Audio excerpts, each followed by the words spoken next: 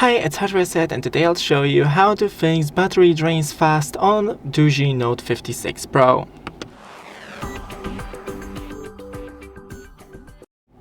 So first, open the settings of your phone,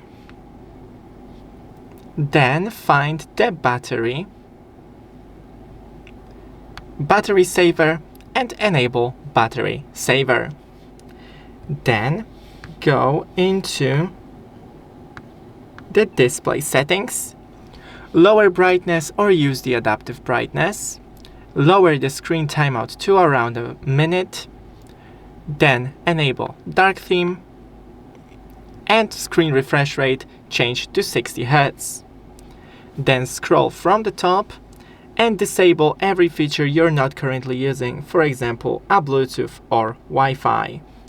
Thanks for watching, don't forget to leave a like and see you in the next one.